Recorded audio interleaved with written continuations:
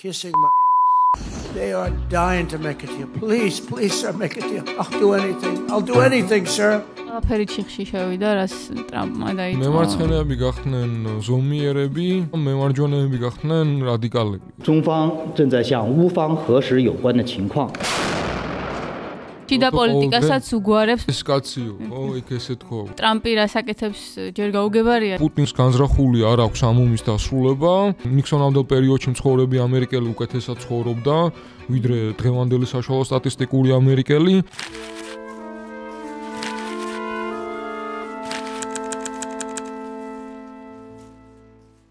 გამარჯობა, დღეს ჩვენი ყოველკვირეული მიმოხილვის მეხუთე ეპიზოდს უყურებთ. თავდაპირველად გეტყვის, რომ გამოგვიწერეთ, დაგვეშიარეთ, დაგვალაიქეთ. ბევრი მნიშვნელოვანი საკითხი წამოიჭრა ამ კვირაშიც.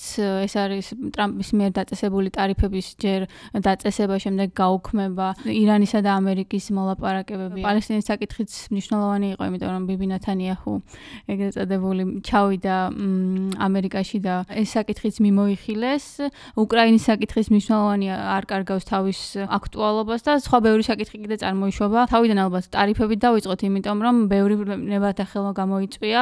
გადავაბათ ესე იგი ჩვენი წინა მიმოხილვის ამბები, აი ამ კვირაში მომხდარ ამბებს. ყველაზე თვალსაჩინო და მნიშვნელოვანი იყო ალბათ ილონ მასკის აწრიალება კვირის დასაწყისში. აშკარად უკმაყოფილო იყო ტრამპის ამ 2 აპრილის გადაწყვეტილებით და 2 აპრილს ვიცით რომ ზოგიერთ ანუ ქვეყნების უმეტესობას 10%-იანი საბაზისო ტარიფები დაუწესა, განსაკუთრებული ტარიფები, ანუ მკაცრი ტარიფები მთელ რიგ ქვეყნებს. საკმაოდ დიდი ზარალი ნახეს ესე იგი ამ ტრამპის მილიარდელებმა და მისმა მხარდამჭერებმა და მოკლედ მასკის ამოცანა იყო რომ გადაეფიქრებინებინა ტრამპისთვის ყოველ შემთხვევაში ალბათ ევროკავშირთან დაწესებული ტარიფები მაინც, იმიტომ რომ იტალიაში ესწრებოდა მემარჯვენე ძალების ყრილობას, სადაც მან განაცხადა, რომ სასურველი იქნება თუ ევროკავშირი და ამერიკის შეერთებული შტატები ნულოვანი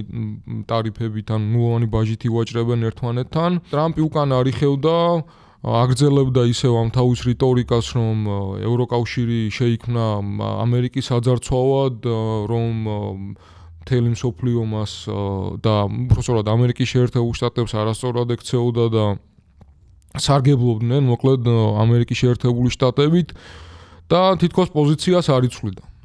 და ვინ გადაარწმუნა ტრამპი, ანუ საბოლოოდ ლატნიკი და ბესენტი იყო და რესპუბლიკელი სენატორები, ვინც დაარწმუნა, რომ ეს დამანგრევლად იმოქმედებდა ამერიკის და მსოფლიოს ეკონომიკას. შენი აზრით, თავიდანვე ხომ არ ფიქრობ, რომ ეს დაგეგმილი ვაჭრობის საგანი იყო, როცა წამოიწყო ისი ეს სატარიფო ომი? რამდენიმე მომენტია რა. პირველ რიგში ის რომ თვითონ ტრამპი ამბობს, რომ ბოლო რამდენიმე დღის განმავლობაში ვფიქრობდი ამაზეო, საუბრობდი სკოტთან, ჰოვარდთან და სხვა ადამიანებთან, რომლებიც ძალიან პროფესიონალები არიან და ვფიქრობ ეს ალბათ დილით ჩამოყალიბდა, ანუ 4 შაბათზე ამბობს, უბრალოდ დავწერე, ეს დაიწერა გულიდან, არ გვინდა დავაზიანოთ ქვეყნები, რომლებიც არ საჭიროებენ ამას.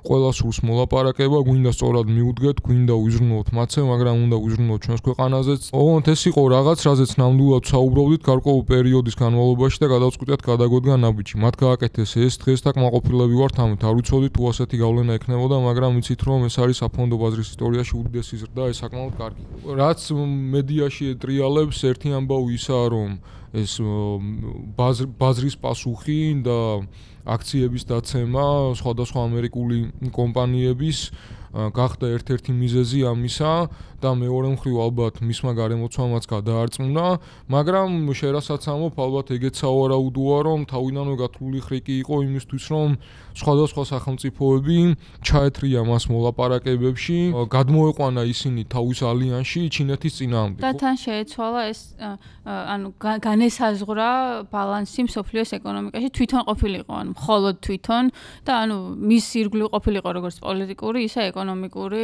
წრე შეკრული მხოლოდ და ყველაფერი მის მაგიდასთან გადაწყვეტილიყო. თუ თავის დროზე ესე ვთქვათ, კაცობრიობა ფიქრობდა, რომ სამყარო იყო გეოცენტრული, შემდეგ გახდა ჰელიოცენტრული, ახლა გვაქვს ტრამპცენტრული სამყარო და ტრამპს უნდა რომ სამყარო მიტრიალოს მის გარშემო და აი ვნახოთ ერთი სინქრონი. He's calling us up. kissing. ეს ქვეყნები გვირეკავენ, უკანალზე მკოცნიან, შეთანხმებების მიღწევის სურვილით კვდებიან. ბატონო, გთხოვთ შეთანხმება დავდოთ, ბატონო, ყველაფერს გავაკეთებთ. და მე ვიღაც მეამბოხე რესპუბლიკელ ტიპს ხედავ, რომელიც ამბობს. მე ვფიქრობ, კონგრესმა მოლაპარაკებები უნდა დაიწყოს, მაგრამ მე მოდი ერთ რამეს გეტყვით. თქვენ არ ხართ ისეთ მოლაპარაკებლები, როგორც მე ვარ. თავის ეგოს წარმოაჩენს ამით, ერთი მხრივ ესეთი რამ გამოდის, რომ ის დაემუქრა სხვადასხვა ქვეყანას, უმეტესობას ქვეყნებისას ტარიფებით. ისინი დაემორჩილნენ ტრამპს, ანუ ევროკავშირმა თქვათ, არ უპასუხა, იაპონიამ არ უპასუხა, ანუ მისმა ყოფილმა მოკავშირეებმა არ უპასუხეს, ერთადერთი ვინც უპასუხა ესაა ჩინეთი. 84%-იანი. კი ბატონო, ხო ბოლოს იყო 84%-იანი და ამერიკის მხრიდან ესავიდა 145-ზე, ხო? რომელი ქვეყნებიც დამორჩილდნენ, რომლებმაც მიიღეს ჩემი ეს სამართლიანი ნაბიჯი, იმიტომ რომ თვითონ თulis რომ საპასუხოა ეს ტარიფი და ეს რაღაც თავს კი არ უახოვე მე ვინმეს რამეს, უბრალოდ დეფიციტიდან გამოვიანგარიშე, რომელ ქვეყანასთან რამხელა მქონდა სავაჭრო დეფიციტი და შემდეგ უპასუხე, აი ერთადერთი ვინც თაღლითობს, ვინც უდად იქცევა, ვინც ჩემ პოლიტიკას არ ემორჩილება, ეს ჩინეთია და ჩინეთი დავსაჯი. პატარა ფრაზა მაქვს ამოწერილი ტრამპი რას წერდა 2000 წელს. რას გავაკეთებდი თუ არჩეული პრეზიდენტი ვიქნებოდი და დავინიშნავდი ჩემს თავს აშშ-ის სავაჭრო წარმომადგენლად, მე ვიღებ პირად პასუხისმგებლობას მოლაპარაკებებზე, ჩვენ სავაჭრო პარტნიორებს მოუწევს დონალდ ტრამპის მაგიდასთან დასხდნენ და გარანტიას გაძლევთ, რომ შეერთებული შტატების დაშლა დასრულდება და პრინციპში ამასაც აკეთებს, რომ მაგიდასთან უნდა რომ შემოისაზღვროს ყველა და ყველა. ეს ქვეყნები მიდიან ტრამპთან მოსალაპარაკებლად და პრინციპში ჩინეთი რჩება ერთადერთი, რომელმაც უპასუხა და ახლა მთელი ფოკუსი ტრამპის არის ჩინეთზე. იაპონია იქნება ეს ევროკავშირი თუ სხვადასხვა ალიანსის ან ვიცი რეგიონის ქვეყნები. შეიძლება ერთ-ერთი მოთხოვნა ტრამპის მათ მიმართ ისიც იყოს, რომ ჩინეთთან შეზღუდონ ვაჭრობა, ან არ მიიღონ ჩინური საქონელი, ეს როგორ მოხერხდება მეორე მომენტია. ტრამპის განცხადებას წაუკითხავ, რატომ გაუზარდა ჩინეთს ტარიფი. ჩინეთი იყო უდიდესი მოძალადე ისტორიაში, ასევე სხვაებიც გასულ წელს ჩინეთმა $1 ტრილიონი მოგება მიიღო ამერიკის შეერთებულ შტატებთან ვაჭრობით. ეს სწორი არ არის. ახლა მე დავატრიალე ეს, ახლა ჩვენ ვაკეთებთ $2 მილიარდ დღეში. ვიღაცას უნდა გაეკეთებინა ის, რაც ჩვენ გავაკეთეთ. მე გავაკეთე 90-იანი პაუზა მათთვის, ვინც არ გამოიყენა საპასუხო ზომები. რადგან მათ უთხარით, თუ გამოიყენებდნენ საპასუხო ზომებს, ჩვენ გავორმაგებდით ტარიფებს. ეს არის ის, რაც მე გავაკეთე ჩინეთთან, რადგან მათ გამოიყენეს საპასუხო ზომები. ასე რომ ნახოთ როგორ განვითარდება ეს ყველაფერი. ჩინეთსაც სურს მოლაპარაკება, უბრალოდ ამაყი ხალხია და ჯერჯერობით თავს იკავებენო, აი ნახოთ. ესინქრონიც. ჩინეთს სულ შეთანხმების დადება. მათ უბრალოდ არ იციან როგორ მიუდგნენ ამას. იცით ეს ერთ-ერთი იმ საკითხთაგანია, რომელიც მათ ბოლომდე არ იციან. ჩინელები ამაყი ხალხია. პრეზიდენტი სი ძინპინი ამაყი კაცია. მე მას ძალიან კარგად ვიცნობ. მათ არ იციან ზუსტად როგორ მიუდგნენ ამას, მაგრამ ისინი მიხვდებიან, ისინი მიხვედრის პროცესში არიან, მაგრამ მათ შეთანხმების დადება სურთ.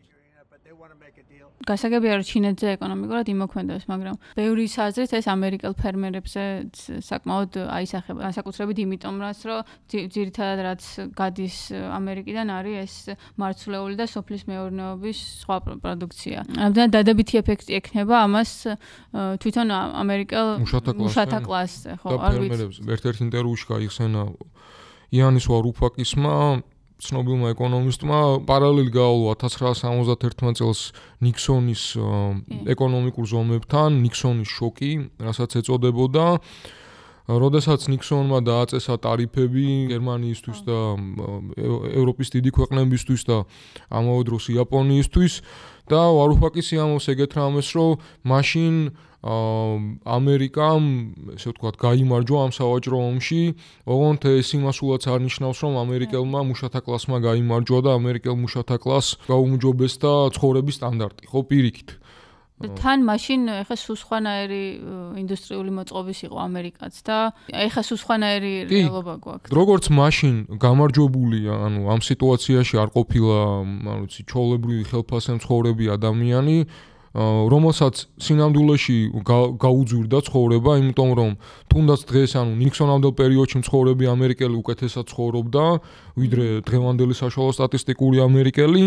აქედან გამომდინარე როგორც მაშინ ამერიკის მმართველმა კლასმა მოიგო აი ამ სატარიფო ომში, ახლაც არაა გამორიცხული, რომ თქვათ ამერიკამ რაღაც წარმატებას მიაღწიოს. წარმატებაში რა შეიძლება ვიგულისხმოთ? ანუ მართლა შეიძლება რომ დაბრუნდეს თქვათ აზიიდან და ანუ ჩინეთიდან ეს ქარხნები. პატარა ინდუსტრიებზე შეგვიძლია ვილაპარაკოთ, რომლებიც ყველაზე მეტად დაზარალდებიან ამ პროცესში და რომლებიც იზრუნებენ, რომ შეიძლება ჯობდეს, რომ დააბრუნონ თავიანთი ქარხნები ან წარმოება ამერიკის ტერიტორიაზე. ამერიკელებს რა სჭირდებათ ამ მაღალი ტექნოლოგიების საწარმოებლად, ჩიპებისთვის, თქვათ, ვიცი, smartphone-ებისთვის, კომპიუტერებისთვის, ამ მინერალების 70% შემოდის ჩინეთიდან. ჩინეთში არის აი ამ rare earths, რასაც უწოდებენ, ხო, იშვიათი წიაღისეულის უდიდესი მარაგები და ეს ალბათ კითხვის ნიშნის ქვეშ დგება. და მეორე მხრივ ჩინეთმა ისიც დაანონსა, რომ შეიზღუდება იშვიათი მეტალების ექსპორტი, რაც იარაღის წარმოებაში და ტექნოლოგიების წარმოებაში ბალისტიკური რაკეტების წარმოებაშიც. ამიტომაც არის ტრამპისთვის კრიტიკულად მნიშვნელოვანი უკრაინის იშვიათი წიაღისეული და გრენლანდიის. უკრაინაში ახალი მონაცემები არ არსებობს იმის შესახებ, თუ რა იშვიათი წიაღისეული არის საბჭოთა 60-იანი წლების დროინდელი მონაცემები. თვითონ ჩინეთისთვისაც დარტყმა იქნება ეს იმ კუთხით, რომ მაშინ შიდა სამოხმარებლო ბაზარი უნდა მისცეს დიდი ბიძგი, იმიტომ რომ ეს ამდენი საქონელი, რომელიც ექსპორტზე გაქონდა ამერიკის შეერთებულ შტატებთან, უბრალოდ სადღაცას უნდა წაიღოს. ან ხო, ევროკავშირს უნდა მიაწოდოს უფრო მეტად, ან არ ვიცი. სად შეიძლება აი იმ სამოხმარებლო პროდუქტის წაღება, რასაც ამერიკაში ყიდიდა, ხო?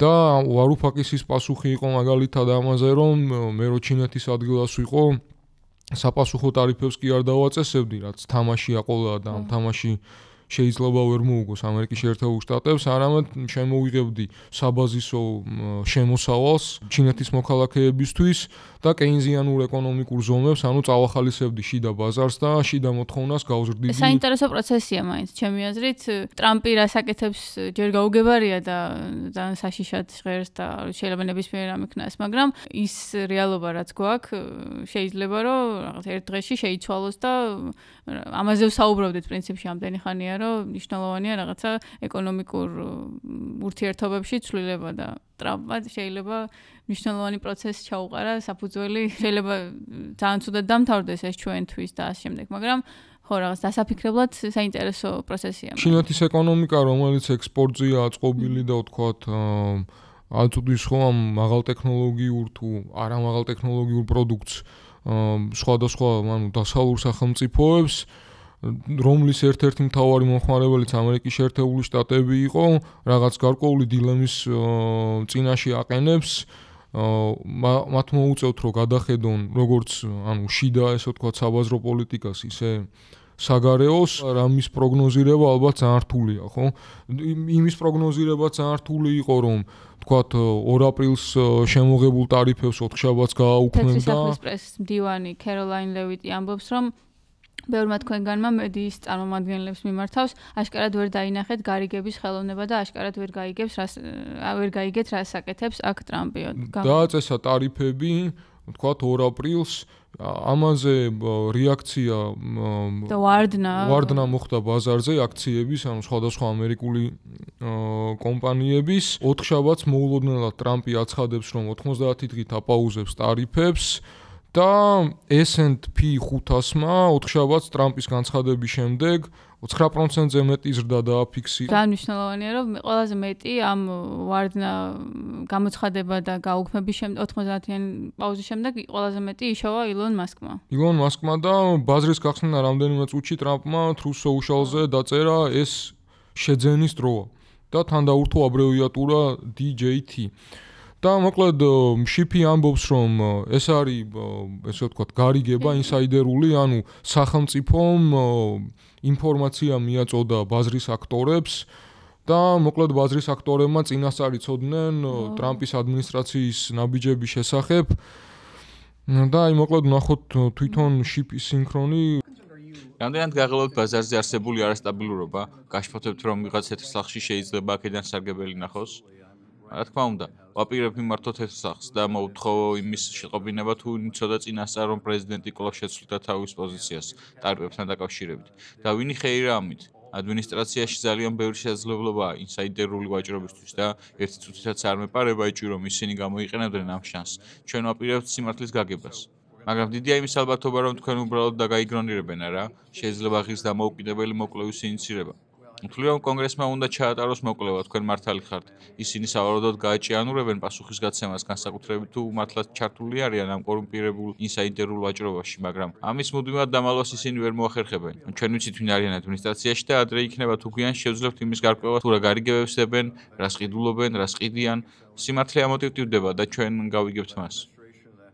არ ამგონია კონგრესმა ამის გამოძიებით თავი მოიკლას. ელგრინი აპირებს რომ წამოაყენოს 30 დღეში ტრამპის იმპიჩმენტი და ანუ რაც რა თქმა უნდა არ გავა, მაგრამ მნიშვნელოვანი პროცესი არის მაინც ამის წამოყენება და ამაზე საუბარი. იმიტომ რომ მეც ეგ განცდა მქონდა რომ რაღაც манипуляციებში არის ჩართული, როცა ამ ტარიფებზე საუბრობს მუდმივად. ვისაც უსმენ ხოლმე ამ ტარიფების ამბებზე, მაგალითად რიჩარდ ულფი, ანუ ისიც ამბობს, რომ კაცმა არ იცის ზოგადად ამ სატარიფო პოლიტიკის შემოღებას რა შედეგები შეიძლება ქონდეს, მაგრამ ფაქტია, რომ ტრამპი იწვევს ქაოსს და შემდეგ ცდილობს აი ამ ქაოსის მართვას და სარგებლობს კიდეც ამ ქაოსით. თავის ტყუილებს ამ სიმართლის საბურველში ხოვს, ხო? ანუ ის რომ მაგალითად ამერიკის ეკონომიკა არის დეფიციტური, ეს სიმართლეა, ის რომ ვთქვათ, ქარხნები გადასროლილი არის სხვადასხვა ქვეყნებში, ეს სიმართლეა. ამ ესე ვთქვათ, ქარხნების გადინებამ ამერიკის შეერთებული შტატებიდან და ინდუსტრიის გადინებამ დაარტყა ამერიკის მუშათა კლასს სიმართლეა, მაგრამ ზოგად კონტექსტში და ზოგად სურათში ტრამპის მთელი ეს პოლიტიკა არ არის მოწოდებული აი ამ ესე ვთქვათ სიმართლისთვის, ხო, ანუ იმისთვის რომ მუშათა კლასს დაეხმაროს მართლა. ამიტომ აი ნახევარ სიმართლეების თუ სიმართლეების გარევა ტყუილში და ამ ტყუილის საბურველში მისი სტილია მოკლედ და პრინციპში ეს მემარჯვენე პოპულიზმიც თანამედროვეობაში ეგ არის, ანუ ჩვენთანაც იგივეს ვუყურებთ, კულტურულად კონსერვატიული, ეკონომიკურად ნეოლიბერტარიანული, ანუ ეგ არის მთელი მსოფლიოს ისა და მოკლედ ნახევარ სიმართლეებით გველაპარაკებიან. ესე იგი, მემარცხენეები გახდნენ ზომიერები და მემარჯვენეები გახდნენ რადიკალები. გადავიდეთ უკრაინაზე.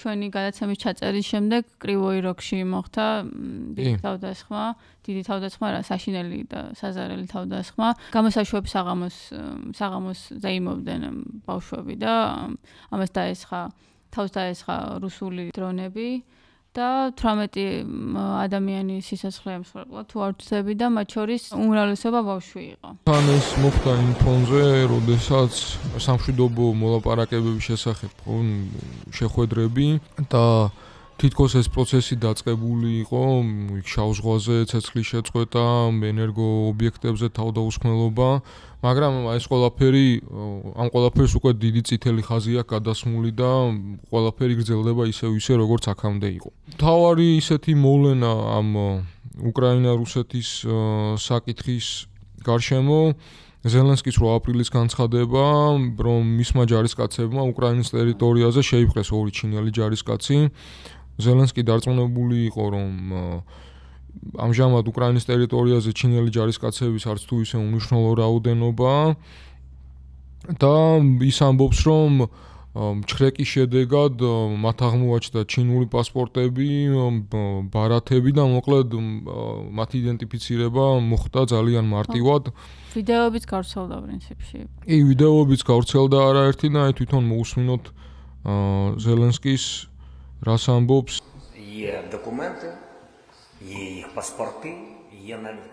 უკრაინის ტერიტორიაზე ჩინელი ჯარისკაცები დაუწყოვეთ. დონეცკის რეგიონში, ტარასოვკაში, ბელოგოროკაში, უკრაინელი ბრძოლაში 6 ჩინელი ჯარისკაცთან შევიდნენ.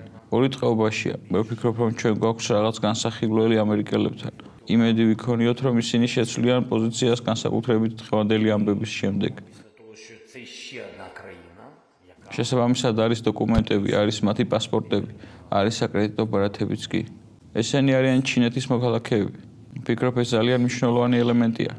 ვფიქრობ, ამერიკის შეერთებულმა შტატებმა მეტი ყურადღება უნდა მიაქციოს იმას, რაც ხდება დღეს და ჩვენ ამის შემდეგ გველით, რომ ეს იქნება კიდევ ერთი ახალი სახელმწიფო, რომელიც რუსეთის უკრაინაში შეჭრას სამხედრო გზით ეხმარება. რუსეთის მხარეს ეს კიდევ ერთი სახელმწიფოა ირანის და ჩრდილოეთ კორეის შემდეგ. მაგრამ აქ განსხვავებაა. ჩრდილოეთ კორეელები იბრძოდნენ კურსკში. ჩინელები იბრძვიან უკრაინის ტერიტორიაზე. ვფიქრობ ეს მნიშვნელოვანი მომენტია და ჩვენ ეს უნდა განვიხილოთ პარტნიორებთან, რაც შეიძლება სწრაფად. ვიცი რომ ჩვენ ძლიერი ქვეყანა ვართ, მაგრამ ამდენ ქვეყანას ერთობლივად ვერ შევებრძოლებთ. ჩვენ ნამდვილად ვიმედოვნებთ, რომ ამ სიტუაციის შემდეგ ამერიკელები უფრო მეტად დაიწყებენ უკრაინელებთან საუბარს, ვიდრე რუსებთან.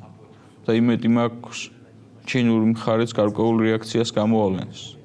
მე საგარეო და საქმეთა თავდაცვის მინისტრს დავავალე ჩინურ მხარესთან კონტაქტზე გასვლა. ასე რომ მათ შეუძლიათ ეს ყველაფერი ახსნა. щоб вони дали нам пояснення відповідних дій.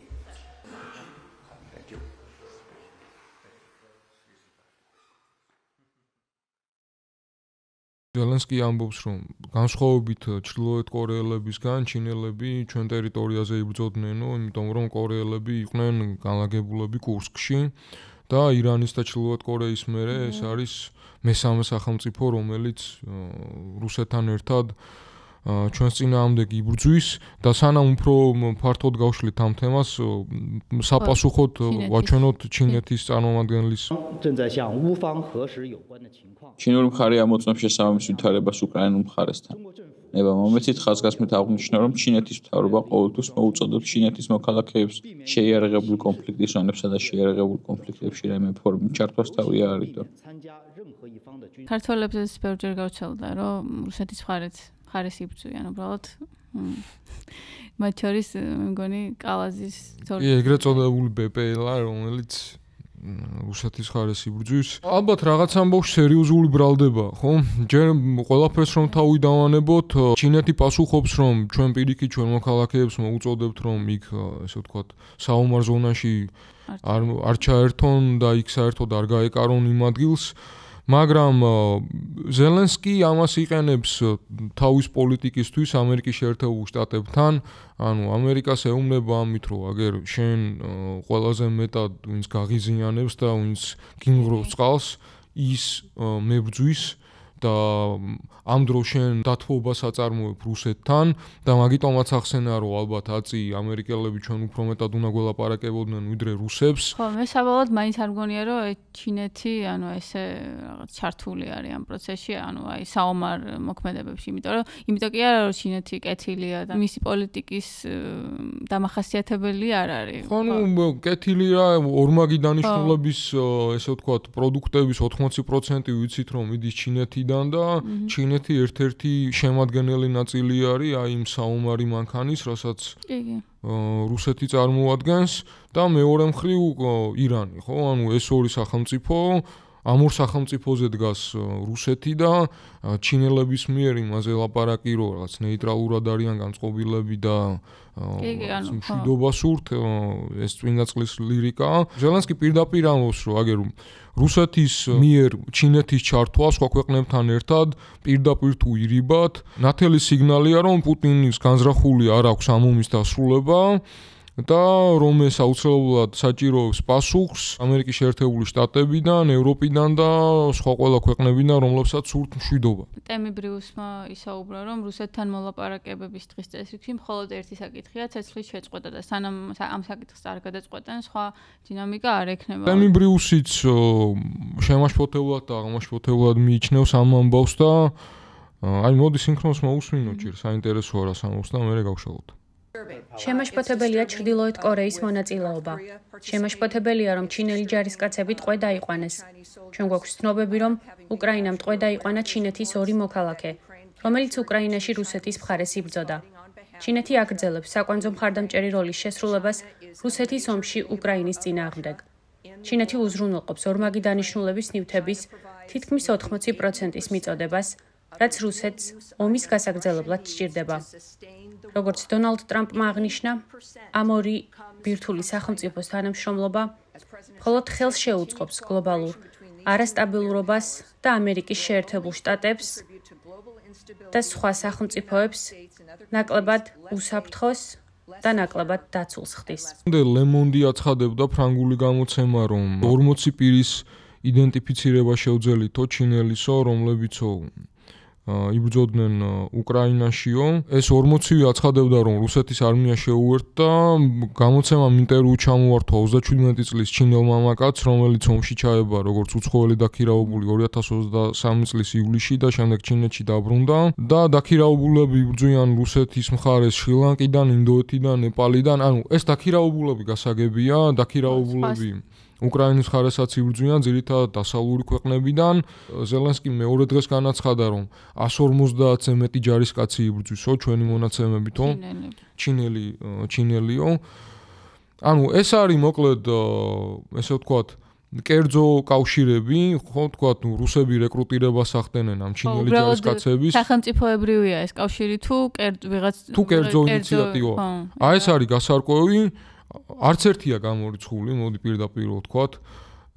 იმიტომ რომ ჩინეთი ეს არ არის რაღაცა შეერთებული შტატები ან ბრიტანეთი, სადაც ვიღაცა ტიპს, რომელსაც უნდა, ვიცი, რომელიმე მხარის ჩართვა, ადგება უბრალოდ ჩანთას ხელს მოკიდებს და ჩავა ამა თუ იმ ქვეყანაში და შეუერთდება. ანუ ბევრად უფრო დახურული და ჩაკეტილი სისტემა არის. ანუ 150 ჯარისკაცზე სადაც არის ლაპარაკი, რომ ახლა არის იდენტიფიცირებული, შეიძლება იყოს 1500-იც, ხო და უბრალოდ ამის შესახებ ინფორმაცია არ იყოს. არ წყდება მოკლედ საუბარი მინერალების შესახებ მოლაპარაკებებზე და 11-12 აპრილს უნდა გაიმართოს მოლაპარაკებები ამერიკულ მხარესა და უკრაინულ მხარეს შორის, მაგრამ ზელენსკიმ უთხრა ამერიკელებს, რომ შეწყვეტეთ თითის დაკაკუნება და მოდი ვისაუბროთ არსებობაზე. შენ რაც აიკითხე, ეგ არის ზელენსკის პასუხი შტატების ფინანსთა მინისტრზე, სკოტ ბესენტის ინტერვიუზე, რომელიც ამერიკელ ჟურნალისტთან ტაკერ კარლსონთან ჰქონდა და ამ ინტერვიუში განაცხადა ბესენტიმ, რომ ის მივიდა ოვალურ ოფისში, ანუ საუბარია ზელენსკიზე და იხსენებს ამ ოვალური კაბინეტის ცხარე დაპირისპირებას. ის მივიდა ოვალურ ოფისში და მსოფლიოში ყველაზე მარტივად გასაკეთებელი საქმე ჩაშალა. ჩვენ უნდა გქონოდა კერძო ლანჩი, თუ მას რაიმე წინააღმდეგობა ჰქონდა, იქ იქნებოდა 9 ჩვენი წარმომადგენელი და 9 მათგანი, ანუ უკრაინის მხრიდან. ჩვენ ველოდებით უკრაინის ტექნიკურ ჯგუფს მომავალ კვირაში და იმედი მაქვს, რომ ჩვენ შევძლებთ ამ საკითხის ხელმოწერას და ორივე მხარე გამარჯვებულ სიტუაციაში აღმოჩნდება. ანუ რეალურად ზელენსკის დააბრალა ჩაშლა იმ ხელმოწერის, რომელიც თებერვალში, იმ შეთანხმების, რომელიც თებერვალში უნდა გაფორმებულიყო და ამაზე გაბრაზდა ზელენსკი და ზუსტად თითისქნევით გველაპარაკებოდნენო. გამოდის, რომ ახლაც კი შენს თქვი, რომ 11-12 აპრილს ამაზე უნდა გაიმართოს მსჯელობა და დისკუსია. გააგზავნის დელეგაციას, ხო, კიევი, ვაშინგტონში. მთელი ამ პროცესის განმავლობაში საქმეზე მიდგებოდა ეს შეთანხმება თუ არ ვიცი, შედარებით გაყინული იყო ეს ამბავი. სულ არის იმის განცდა, რომ რასაც ამერიკელები თხოვენ უკრაინას, ის უკრაინისთვის მიუღებელია და არც ეს 11-12 აპრილის შეხვედრები არ იქნება ალბათ გადამწყვეტი. ალბათ. ხო, ნახოთ დავალოდოთ. უბრალოდ ყველაფერი ჩიხში შევიდა, რას ტრამპმა დაიწყო. არაერთხელ ვთქვით, რომ ისი არც ერთი დაპირება დღემდე, რასაც ამბობდა, არ შესრულებულა და ვერც ეს ამაზეც ვერ მიიღო მოკლედ უკრაინის თანხმობა, მიუხედავად დიდი მართლა თითისქნევებით ლაპარაკისა და ზეწოლისა უკრაინის მიმართ. კრიტიკულად მნიშვნელოვანია ახლა ეს მინერალების საკითხი ამერიკის შეერთებული შტატებისთვის და თქვით პრინციპში რატომ. წეგან ბოდიში დამოვიწყდა მე თქვა, რომ ტრამპის ტარიფების პარალელურად არაერთი აქცია მოეწყო სხვადასხვა შტატში თუ სხვადასხვა ქვეყანაში და მნიშვნელოვანი პროცესი იყო ჩემი აზრით. ესე დაიწერა, რომ მილიონობით ადამიანი მონაწილეობდა, მაგრამ 100,000-ობით მაინც. და ამან გააერთიანა ძირითადად მემარცხენე და ლიბერალური ჯგუფები, უფრო მემარცხენე ჩემი აზრით და მათი მთავარი მოთხოვნა იყო რაღაც hands off, ხელები შორს კოლგის ქვეშ გააერთიანდა და ისინი მოითხოვდნენ ეროვნული პარკების, მცირე ბიზნესების დაცვას, საჯარო განათლებას და ვეტერანების ჯანდაცვის გაუმჯობესებას, აბორტის უფლებებს და სამართლიან არჩევნებს, მოკლედ საინტერესო მოთხოვნები ჰქონდათ და ალბათ ტრამპის კამრების შემოჭერის პოლიტიკასთან ერთად, რომელიც მხოლოდ მუშათა კლასს ეხება, ეს პროტესტების გააქტიურებას უნდა ველოდოთ და ნახოთ მოკლედ რა იქნება. იმედია, რუსეთის ამბავს რო დაუბრუნდეთ და რუსეთ-უკრაინის ომის საკითხს, მარკო რუბიომ განაცხადა, რომ ესე ვთქვათ, სერიოზული გამოცდა ელის იმას თუ რუსეთს რამდენად სურს მშვიდობა, რომ რუსეთი უკრაინასთან სამშვიდობო მოლაპარაკებებში პროგრესს თუ არ აჩვენებს კონგრესის მხრიდან ახალი სანქციები გარდაუვალი იქნება.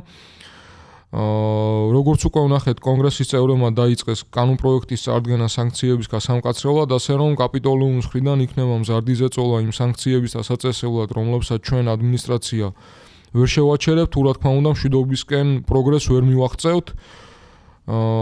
და რუბიომ ასევე უპასუხა კითხვას რუსეთის მხრიდან უკრაინის ენერგეტიკულ ობიექტებზე თავდასხმის შესახებ. მისი პასუხი ესეთია: მე ვაღიარებ, რომ ეს ნიშნავს ცეცხლის შეწყვეტის დარღვევას, ეს არ არის კარგი ნიშანი, უცებ თუ გავიღვიძებთ და ხვალ რუსები წამოიწყებენ მასიურ შეტევას, მაშინ ეს არის საკმაოდ ნათელი ნიშანი, რომ ისინი არ არიან დაინტერესებულები მშვიდობით და ამის მერე რამდენიმე დღე იღვიძებდა რუბიო და ხედავდა, რომ რეალურად ირღვეოდა ეს ბჭყალებში სამშვიდობო შეთანხმება. მოკლედ რამდენიმე კვირიანი ვადა აქვს მიცემული, 20 აპრილს ვარაუდობენ. ბოლომდე დაახლოებით. აპრილის ბოლომდე და მერე უკვე სანქციები იქნება წესით და რიგით. და თან პარალელურად ტრამპის სპეცწარმომადგენელი სტივ ვიტკოფი შეხვდა კირილ დმიტრიევს და მალე მოსკოვში ჩავიდა პუტინსაც შეხვდება. მოკლედ ამ ვიტკოფის მუდმივი ვიზიტები და მუდმივი შეხვედრები რუსებთან იმას მეტყველებს, რომ სურთ რომ ოფიციალური მოსკოვი დაარწმუნონ, რომ ცოტა ასე მოვიდნენ და ეს 30 დღიანი ცეცხლის შეწყვეტას მაინც მიაღწიონ მათგან. მეორე მხრივ მოდი ერთ რამასაც ვიტყვი და ამით პრინციპში შეგვიძლია დავხუროთ ეს თემა.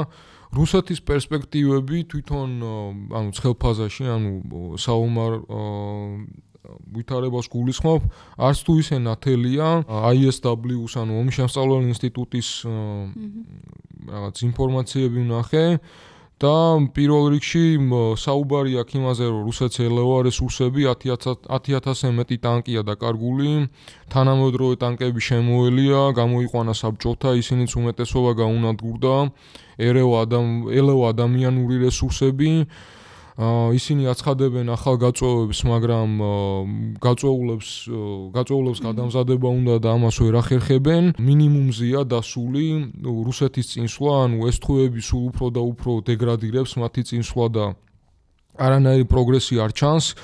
და იგივე ISW-ს გამოთვლებით 93 წელი დასჭირდება უკრაინის ესე ვთქვათ ტერიტორიების ბოლომდე ოკუპაციისთვის რუსეთს ამ ტემპით. ომის დასაწყისში უკრაინა აკონტროლებდა 23 ოლქის ცენტრს და განსაკუთრებული სტატუსის ქალაქს და ის კვლავ აკონტროლებს 23-ვე ქალაქს. რუსეთმა ვერ მოახერხა ვერცერთ ამ ქალაქში შეჭრა. 2022 წლის მარტის მდგომარეობით რუსეთს ოკუპირებული ჰქონდა უკრაინის ტერიტორიის დაახლოებით 30%, 3 წლის და დაახლოებით 900,000 ჯარისკაცის დაკარგვის შემდეგ მას ოკუპირებული აქვს უკრაინის ტერიტორიის 19%.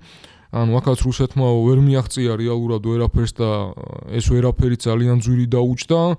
საუბარი ზედმეტია დემილიტარიზაციაზე და ეგრეთ წოდებულ დენაციფიკაციაზე. ანუ უკრაინაში ესე ვთქვათ ახალი მთავრობის დანიშვნაზე, პროქსი მთავრობის დანიშვნაზე და ძველის გაძევებაზე. რეალურად ეს რუსეთის რაღაცა წინსვლა თავიდან ბოლომდე მითოსია. თავიდან ბოლომდე არის პროპაგანდის ნაწილი, ერთ სოფელს აიღებენ და ამაზე არის ერთი ჟიუხივილი და სახმელეთო ომის გარდა საინფორმაციო ომიც არის ეს. და შესაბამისად მე ამით იმის თქმა მინდა, რომ პუტინს არანაირად კარგად არ აქვს საქმე უკრაინაში. უბრალოდ აი ეს მთელი დაბომბები, ხო, სამეზობლოების, მშვიდობიანი მოსახლეობის, რასაც შეგვიძლია პირდაპირ ტერორისტული აქტების დავარქვათ და მშვიდობიან მოსახლეობაზე ძალადობა ქმნის იმ სურათს, რომ რუსეთი თითქოს კიდევ აკონტროლებს სიტუაციას, ცხადია მსხვერპლია და ეს მსხვერპლი აღძრავს აი ამ ემოციურ აფექტებს, მაგრამ წმინდა სამხედრო თვალსაზრისით რუსეთი არანაირად არ არის კარგ სიტუაციაში. ნახე გამოთვლა სტატისტიკური რამდენი ჯარისკაცის გამოყვანა შეუძლია რუსეთს, ანუ რამდენია ესე ვთქვათ ასაკობრივად ჯანმრთელობით ქმედ უნარიანი რომ ომში ჩაერთოს 46 მილიონი. ისიც უნდა გავითვალისწინოთ, რომ ჯერ ერთი ეს რაღაცა აბსურდული რიცხვია, ხო, ანუ 46 მილიონი არავინ არ გამოიყვანს. მაგრამ მეორე მხრივ ეკონომიკამ უნდა იმუშაოს, ხარხნებმა უნდა იმუშაოს, ეს ომის მანქანა შიგნიდან გამართული უნდა იყოს. ამდენი ჯარისკაცის ფრონტზე გაწევა და მეორე მხრივ აი ამ ეკონომიკური ბრჭყალებში სტაბილურობის, თუ ამას შეიძლება სტაბილურობა დავარქვა, შენარჩუნება, ამასაც ადამიანური რესურსი ჭირდება და ამდენი ადამიანური რესურსი მოკლედ არ აქვს. შიდა სიღარიბე და ის შიდა ზეწოლები ძალიან ცუდად მოქმედებს ახლა. რაც არ უნდა ზეწოლა იყოს, ანუ უკრაინელი ჯარისკაცი ბევრად უფრო მოტივირებული იქნება ბრძოლაში, ვიდრე ახლა რუსი ჯარისკაცი, რომელიც იმის გამო მიდის მარტო ომში, რომ ან ღარიბია და ან რაღაც ძალით გაიწვიეს. ესეც ძალიან მნიშვნელოვანია და რაც უფრო დრო გადის ეს ზეწოლა და ეს დაძალება კიდევ უფრო უბრალოდ ერთი და იგივე ადგილის ტკეპნა მიდის. აღარ მომიწერია ახლა ის კვადრატული მილები და კვადრატული ესე ვთქვათ ანუ მოკლედ ის ფართობი, რასაც ყოველდღიურად გადიან, მაგრამ ერთი კვადრატული მილის აღებას სწირავენ 100-ზე მეტ ჯარისკაცს. ხო, ან რუსეთი ალბათ მაგითიც არის გამორჩეული, რომ არ აინტერესებს მისი ჯარისკაცების სიცოცხლე, ამით არის გამორჩეული, რომ შეუძლია შესწიროს ნებისმიერი რაოდენობის ჯარისკაცი. თუნდაც ერთი სოფლის აღებას. ალიევის განცხადება რა გამოხმაურება მინდა და წამეკითხა მოკლედ, რომ პირველად დავეთანხმე მოკლედ ალიევს, რომელსაც სავარაუდოდ რაღაც უფრო რაღაც რეგიონალური მართველის თუ რეგიონალური ლიდერის ნიშნულობის ფიგურად უნდა რომ ჩამოყალიბდეს. პრინციპში არის კიდეც, მაგრამ რაღაც თურქეთი, აზერბაიჯანი რაღაც მაინც არსებობს დაპირისპირება. ალიევის მოსაზრება იყო ეგეთი, რომ როდესაც რუსეთმა ოკუპირებული ტერიტორიები საკუთარად გამოაცხადა, როგორ შეუძლიათ უკრაინელებს დათმობაზე წასვლა. უკრაინა და მსოფლიო, მათ შორის აზერბაიჯანის ამ ტერიტორიებს უკრაინის ნაწილად მიიჩნევენ. როგორ უნდა თქვას უკრაინამ, რომ ეს ტერიტორიები მას აღარ ეკუთვნის. და ის ამბობს, რომ რეალისტური თვალით თუ შევხედავთო, ის არ ხედავს რუსეთისა და უკრაინის შორის მშვიდობას, დამყარების შესაძლებლობას უახლოეს მომავალში და არც ერთი ქვეყანა არ დათანხმდება ტერიტორიული მთლიანობა დათმობს, ამიტომ მშვიდობისთვის უკრაინის ლეგიტიმური ტერიტორიების დათმობის მოლოდინი უსამართლო და არარეალურია და პრინციპში ხო ეგრეც არის. ისიც ქონია რუბიოს სინქრონი და ვაჩვენოთ ეგეს და მერე გადავიდეთ ირანზე. გზავნილი კი ასეთია, შეერთებულმა შტატებმა უნდა იცოდეს, არიან თუ არა სერიოზულად განწყობილი მშვიდობის მიმართ. საბოლოოდ პუტინს მოუწევს ამ გადაწყვეტილების მიღება. რუსეთის ფედერაციას მოუწევს ამ გადაწყვეტილების მიღება. ფიქრობ, უკრაინელებმა აჩვენეს მზადყოფნა ცეცხლის სრული შეწყვეტისთვის, რათა სივრცე შექმნან მოლაპარაკებისთვის. ძალიან მალე და არა 6 თვის შემდეგ პუტინმა და რუსეთმა უნდა მიიღო გადაწყვეტილება. იქნება თუ არა მშვიდობა. იმედი მაქვს, რომ ისინი სერიოზულად არიან განწყობილნი, ეს კარგი იქნება მსოფლიოსთვის. ძალიან მნიშვნელოვანი მოვლენები ვითარდება ასევე ირანსა და ამერიკას შორის ახლო-აღმოსავლეთში და განსაკუთრებით აქტიურობს, ასე ვთქვათ, ისრაელი, რომელიც ნათანიაჰუ, რომელიც სტუმრობდა ცოტა რამდენიმე დღის წინ ვაშინგტონს. და გავრცელებული ცნობებით, ირანი არაპირდაპირი მოლაპარაკებებისთვის მზად არის, თუმცა ნათანიაჰუს სურს ეგრეთ წოდებული ლიბიური მოდელის მიღწევა, როდესაც ქვეყანა სრულიად ამბობს უარს ბირთვულ პროგრამებზე, როგორც სამოქალაქო დანიშნულების, ასევე სამხედრო. ამასთანავე ნათანიაჰუს სურს მიიღოს ტრამპის გარანტიები, რომ დიპლომატიის თუ ეს მოლაპარაკებები არ შედგება მოკლედ, ამერიკული ადმინისტრაცია მზად იქნება, რომ ბირთვული ობიექტები ერთობლივად გაანადგურონ მოკლედ ისრაელმა და ამერიკამ. მოკლედ ბიბი ნათანიაჰუ აქაც ისტორიულ კონტექსტში რო განვიხილოთ ახლა ეს ამბავი. ესე იგი ტრამპი მეორე ვადის შემდეგ აქტიურად გამოთქვამს სურვილს, რომ ირანთან დადოს ახალი ბირთვული შეთანხმება და ახალს რატომ ამბობ? ხო, ანუ 2018 წელს თვითონ ანუ ტრამპის პირველი ვადის დროს მან შეერთებული შტატები გამოიყვანა 2015 წელს და 2016 წელს უკვე ესე ვთქვათ ძალაში შესული შეთანხმებიდან, ანუ ობამას ადმინისტრაციის დროს შტატებმა სხვა დიდ ქვეყნებთან ერთად ირანთან დადეს ბირთვული შეთანხმება რასაც ტრამპმა 2018 წელს უწოდა ცუდი გარიგება.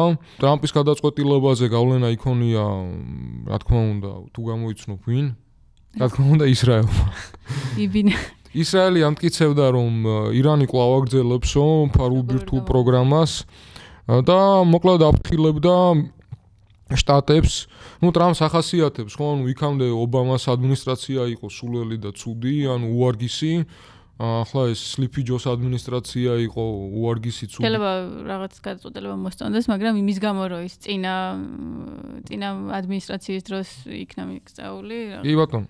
სულელს უწოდებს ხო? და პრინციპში ბაიდენმა ეს მთელი ეს სანქციების პაკეტი რაც დააწესა ირანთან ტრამპმა ყველაფერი შეინარჩუნა და შეთანხმების ნაკლოვანებება თვლიდა რომ ვერ აკონტროლებდა ეს შეთანხმება ბირთვული ირანის ბალისტიკურ რაკეტათა პროგრამას არ ეხებოდა ირანის მიერ მხარდაჭერილ შეიარაღებულ ჯგუფებს ჰეზბოლას და ჰუსიტებს და მოკლედ ტრამპს ჯეროდა მაქსიმალური ზეწოლის ან მშვიდობა, ესე ვთქვათ, ძალის მეშვეობით სტრატეგიის. ასევე ამ პერიოდში ირანის ბირთვული პროგრამის შესახებ საერთაშორისო ეჭვებიც გამოითქვა.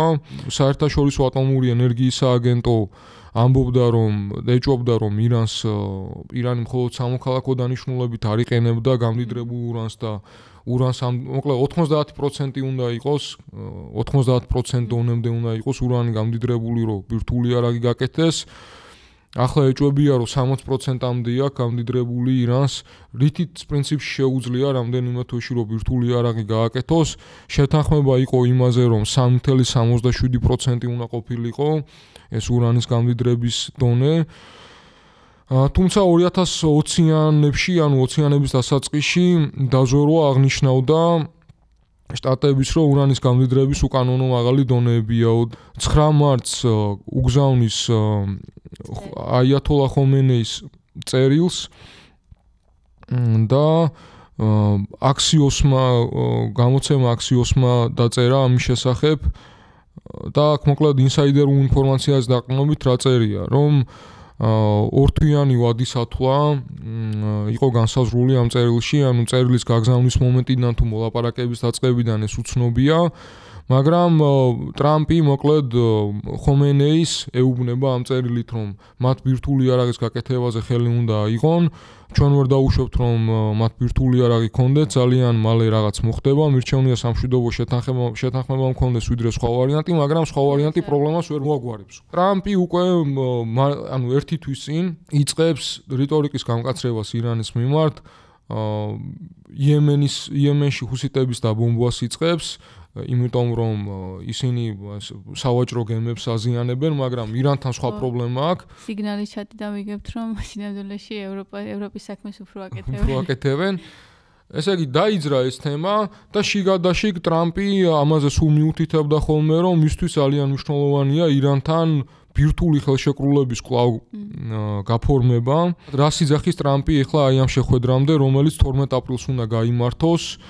და შენ უკვე თქვი რომ ირანი ამბობს რომ მას არ უნდა პირდაპირი მოლაპარაკებები აშშ-სთან, იმიტომ რომ ისინი ზეწოლის ენით გველაპარაკებიან, არ აგვიქვამენ თანასწორ პარტნიორებათო, ამიტომ ომანის შუამავლების მეშვეობით უნდათ შტატების წარმომადგენლებთან საუბარი. ტრამპი ამბობს რომ ჩვენ პირდაპირ გზით მოვილაპარაკებთ მათთან. არ მინდა კონკრეტული პასუხის გაცემა, მაგრამ როდესაც იწყებ მოლაპარაკებებს, ხვდები ის კარგად მიდის თუ არა. ვიტყოდი რომ დასკვნა გვექნება მაშინ, როდესაც დავინახავ რომ მოლაპარაკებები კარგად არ მიმდინარეობს. ბიბი ნეთანიაჰუსთან შეხვედრის დროს ორმა ძალიან ახლო და არ ვიცი, ჰუმანისტმა მეგობარმა მოილაპარაკეს იმის შესახებ თუ რა ხდება ირანის გარშემო. ნათანიაჰუს არ უნდა მოლაპარაკება, აშკარად, უნდა პირდაპირ შეტევა ირანზე, ირანის დაბომბვა. მეორე მხრივ ისიც შეგვიძლია დავამატოთ, რომ ისრაელის თავდაცვის მინისტრი კაცი ამბობს, რომ იპოვეს დოკუმენტები, რომლითაც დასტურდება ირანის მხარდაჭერა 7 ოქტომბრის ჰამასის ისრაელში შეჭრის შესახებად და ანუ ეს პირდაპირ ესკალაციაა და მეორე მხრივ ის ამბობს, რომ ჩვენ ემზადებით იმ შესაძლებლობისთვის, რომ ირანი შეცდომას დაუშვებს და დაგვესხმება თავს ასობით რაკეტით. ჩვენ და ამერიკელებს შორის თანამშრომლობა თავდაცვითი მიმართულებით სხვა დონეზე გადავა. და ეს არის საუკეთესო შესაძლებლობა, რაც ოდესმე გქონია. ისრაელი ემზადება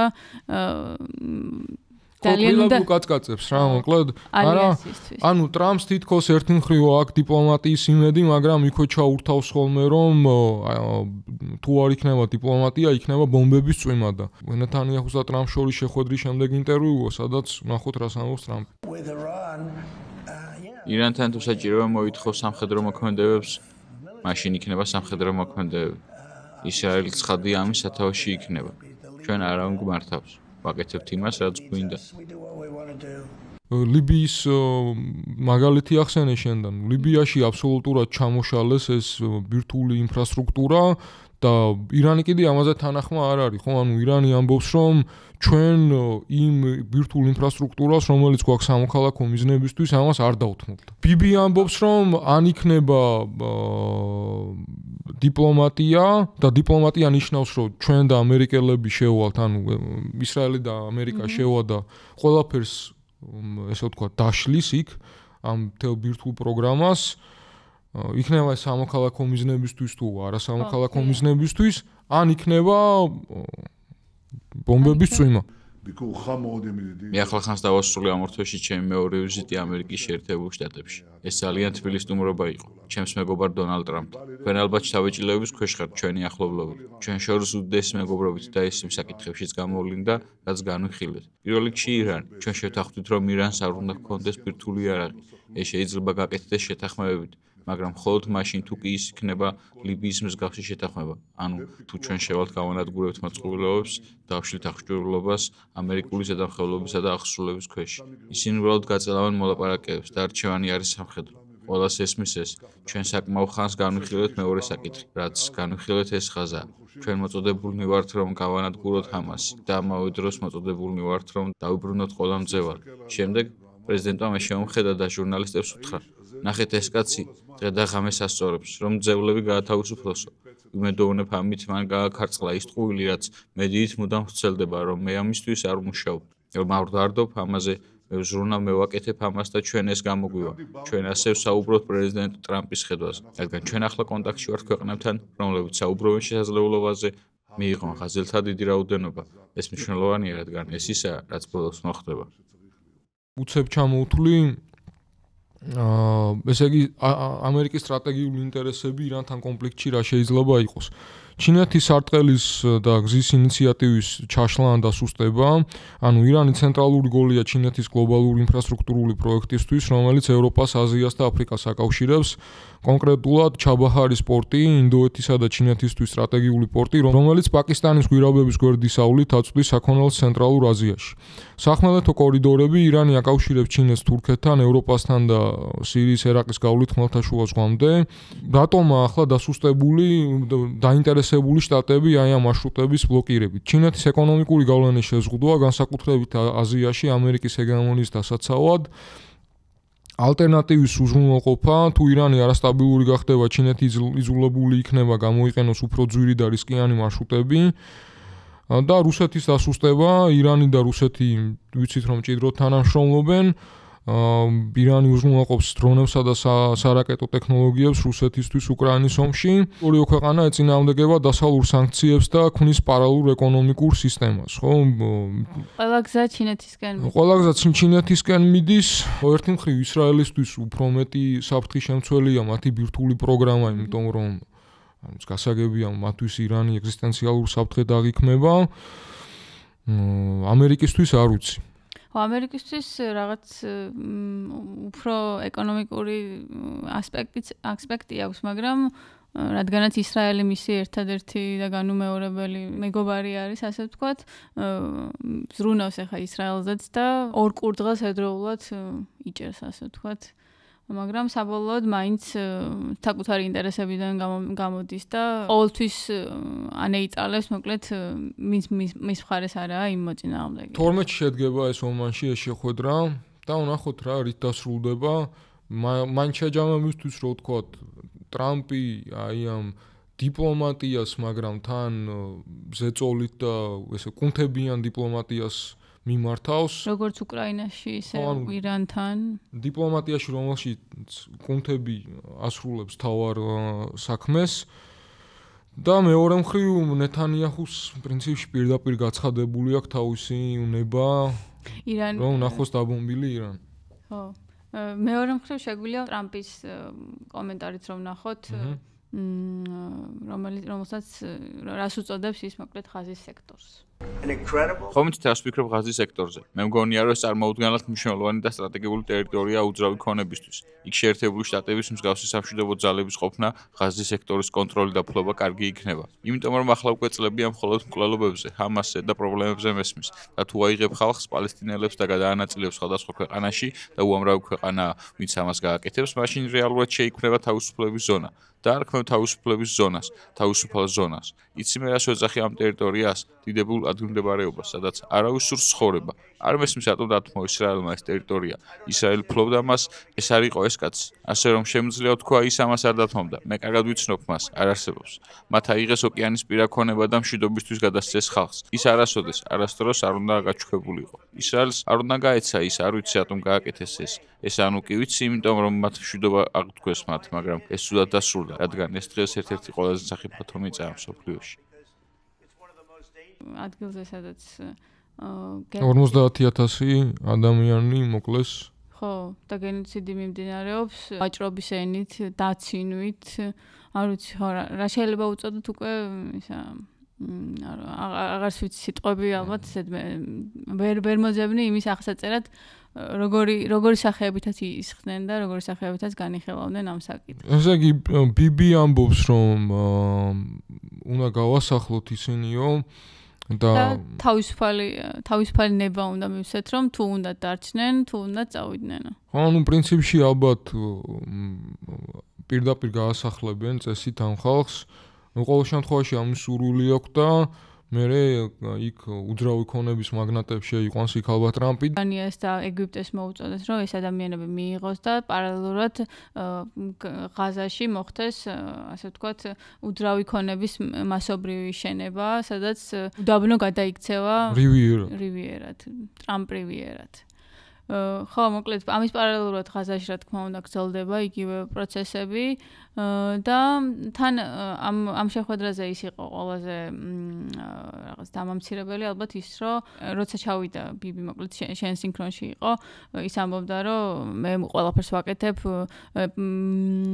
აი ეს კაციო ხო იქ ესე თქო რომ აი ეს კაცი აქ რო ხო შიდა პოლიტიკასაც უგვარებს მოკლედ რომელიც არც თუ ისე სახარბიელო აქვს მოკლედ ჩვენს ბიბის და მოკლედ პირდაპირ მოწოდება იყო რომ ისრაელმა უნდა გააკონტროლოს და თავისუფლებელობაში დაისაკუთროს მოკლედ ღაზაში ღაზის ტერიტორია და ასე ვთქვათ ეს გეგმა რომელიც ბევრ სხვათა შორის დასაწყისში არარეალისტურად ეჩვენებოდა სისრულეში მოიყვანოს ანუ საწავა ეს ხალხი საბოლოოდ ანუ ხო ხო არ იტყვიან რომ ეს ხალხი ხაერში ხო არ გამოეკიდებიან ანუ როცა თუ გააგდებენ რომელიღაცა ქვეყნებს მოუწევს რომ ქვეყნების გარკვეულ რაოდენობას მოუწევს რომ მიიღოს ეს ხალხი და საბოლოოდ ხო არც ისე არ არის აიძულებს ხო შტატები ამ მეზობელ სახელმწიფოებს. პრინციპში შეგვიძლია ვთქვათ, რომ შემდეგ მიმოხილვაში დიდი ალბათობით ვისაუბრებთ გერმანიაში მიმდინარე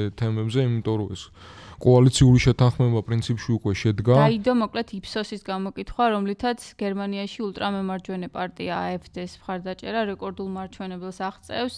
ქრისტიან-დემოკრატებმა დაიბრუნეს ის პროცენტული რაოდენობა, რაც მათ ჰქონდათ, როცა ისინი ოპოზიციაში გადავიდნენ და მოკლედ ძალიან მძიმე მდგომარეობაა გერმანიაშიც, იმიტომ რომ AfD და მსგავსი პარტიები ძლიერდებიან და თან ქრისტიან-დემოკრატები აანონსებენ, ასე ვთქვათ, მასობრივ დეპორტაციას და კიდევ უფრო გერმანიის მოქალაქეობის მიღების კიდევ უფრო გართულებას და ასე ვთქვათ, პოლიტიკურ დევნას. და თავშესაფრის მქონელთა ესე ვთქვათ, შემცირებასაც. ანუ დაკმაყოფილების შემცირებას.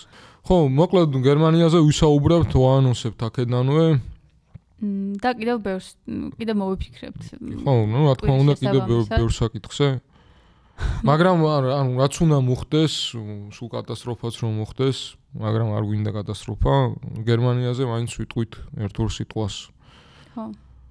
იმიტომ რომ ბევრი მნიშვნელოვანი თემა წამოიჭრა და სალაპარაკოც ბევრია, მით უმეტეს როცა ჩვენ თავარ პარტნიორად ასე ვთქვათ ევროპას მოვიაზრებთ ამ მეტად მყიფე პოლიტიკურ სიტუაციაში რაც სოფლიოში მიმდინარეობს. მოკლედ დიდი მადლობა ყურადღებისთვის. შემდეგ კვირას შევხვდებით და დაგოლაიქეთ, გამოგვიწერეთ და გამოყვევით. ხო, გამოყვევით და ჩართეთ ზარისღილაკი, მოგვისმინეთ Spotify-ზე და დროებით მადლობა ყურადღებისთვის. ნახვამდის.